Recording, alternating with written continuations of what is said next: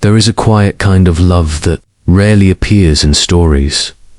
It doesn't erupt like fireworks. It doesn't pull someone into storms of longing or fear. Instead, it settles into a person like steady rain on a tired landscapes, unforced, almost unnoticeable at first. Many people spend years mistaking intensity for intimacy, believing that the heart must race to know something is real. But real love rarely arrives in chaos. It doesn't leave someone decoding mixed signals or bargaining with their own worth. Real love meets a person where they are. It slows the pulse. It softens the thoughts that used to run too fast. It feels like finally exhaling after holding one's breath for far too long, and suddenly, confusion gives way to clarity, not because everything becomes perfect, but because nothing has to be chased anymore. There is a certain kind of love that enters a person's life like a storm, not because it is real, but because it is familiar. The body mistakes intensity for depth, mistaking the rush of adrenaline for the presence of something meaningful. Many people begin their story here where attraction feels closely tied to anxiety, and uncertainty becomes the spark that keeps everything alive. In the beginning, the noise feels intoxicating. Someone waits a little too long to respond. Their tone shifts. Suddenly, their presence is warm one moment and distant the next, and the mind reacts as if these fluctuations hold secret messages. It becomes a world of decoding, reading into pauses, searching for proof, trying to stabilize something that was unsteady from the start. This loudness infiltrates the nervous system. Thoughts become fast, looping, relentless. A person who once felt grounded can suddenly feel pulled into a cycle of hope. Doubt, hope again, doubt again. Each moment of affection feels like sunlight, each moment of withdrawal like an unexpected winter. And without realizing it, someone begins to orbit another person's unpredictability, hoping the next moment brings warmth instead of cold. What makes this confusion feel like love is not a flaw in character. It is a familiar rhythm that many have learned long before they even had the words for it. Emotional noise becomes a pattern etched into the heart, a soundtrack that plays so quietly in the background that it feels natural, normal, almost expected. There is something strangely seductive about chaos. The highs are high, the lows feel unbearable, and in between, there is a restless longing that replaces true connection with a kind of emotional gambling. Maybe this time, the mind thinks, maybe today will be different. But real love isn't built on maybes. Real love doesn't ask someone to shrink themselves or chase after pieces of clarity scattered like breadcrumbs. Still, at this stage, a person doesn't always recognize what's happening. They only feel the electricity, the pull, the spark, the thrill of being wanted and not wanted at the same time. Confusion becomes intertwined with desire, like two threads woven so tightly together that they feel inseparable. And for many, this is the only form of love they've ever known. The body reacts long before the conscious mind does. A tightening in the chest, a slight anticipation that feels like excitement but is actually fear, wearing a softer mask, an internal voice that whispers, if I just try a little harder, this will become real. But real love never demands self-bargaining. It does not require the constant effort to earn emotional stability. This chapter begins with the recognition that something feels off, not dramatically, but subtly, like a light that flickers when no one else notices. A person may find themselves overthinking small moments that should feel simple. They rehearse conversations. They question their own reactions. They wonder why love feels like a problem they must solve rather than a place they can gently enter and rest.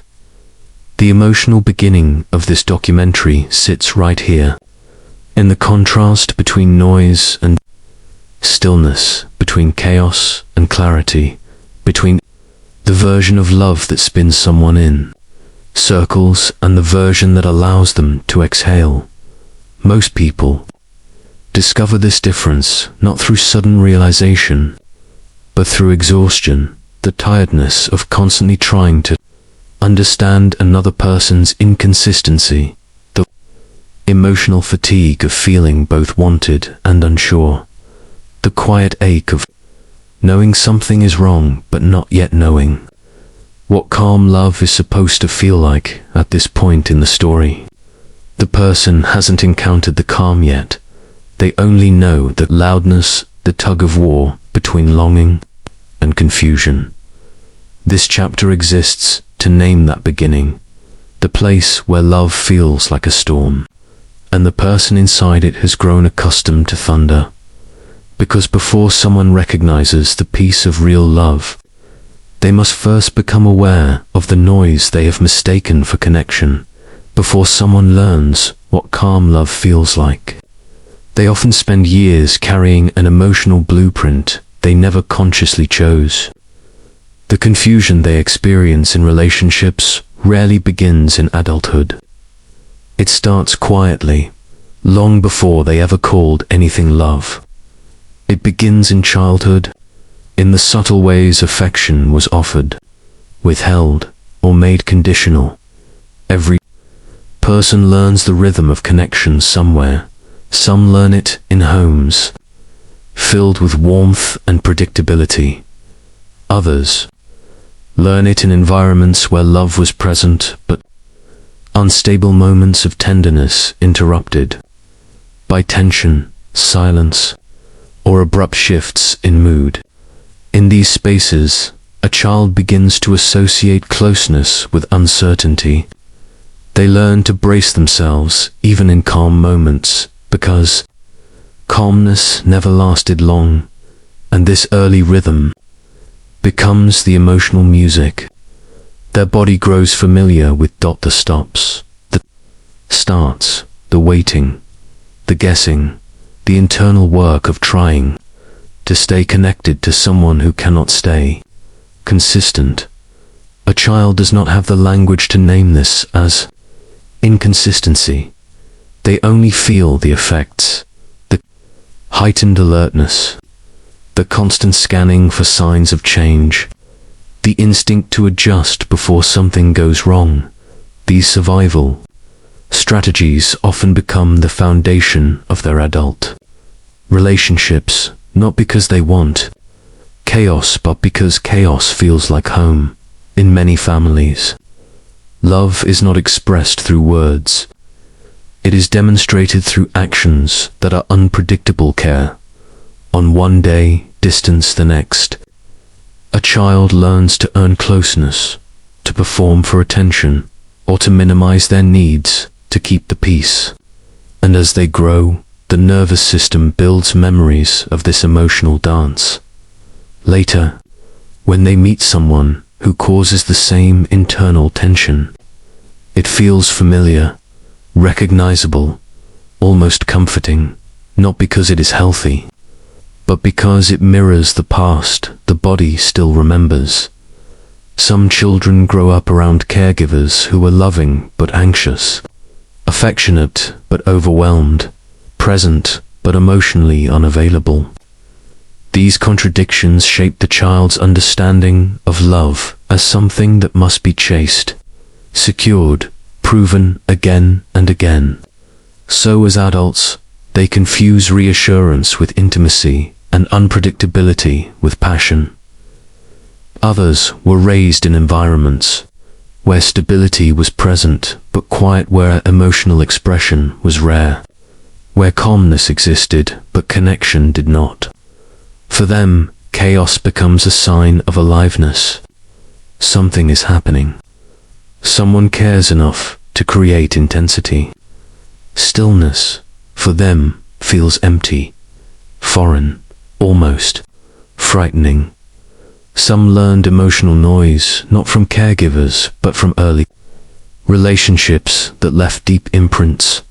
The first heartbreak, the first unreturned affection, the first time they felt invisible in a connection they cared about. These experiences settle into the body, teaching it what to anticipate from love. But the origins of emotional noise are not just psychological, they are biological. The nervous system adapts to whatever environment it grows in.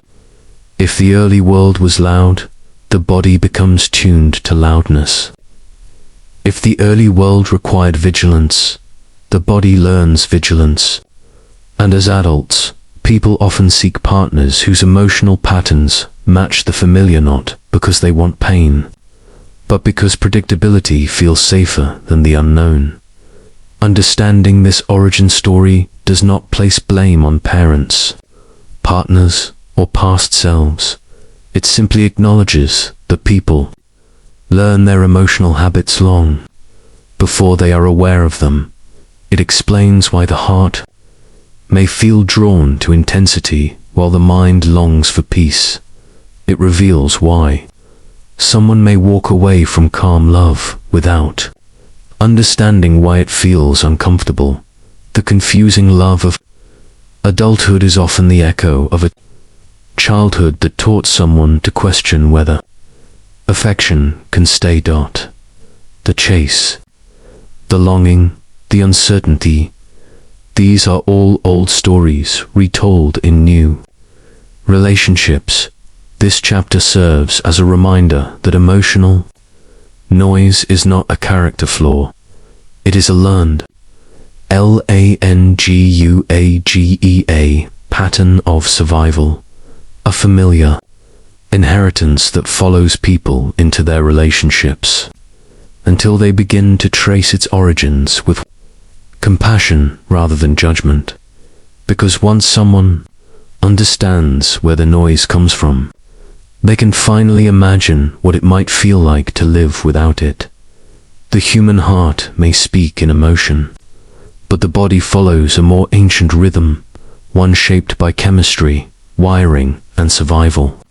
When someone enters a connection filled with inconsistency, the nervous system responds long before the mind can make sense of what's happening. What feels like attraction often begins as a biological reaction to uncertainty. The brain is built to seek patterns. When the signals are clear, when someone is present, steady, emotionally predictable, the body relaxes. But when signals shift without warning, the brain enters a loop it cannot easily escape. It begins searching for meaning, scanning for clues, replaying moments to interpret what changed.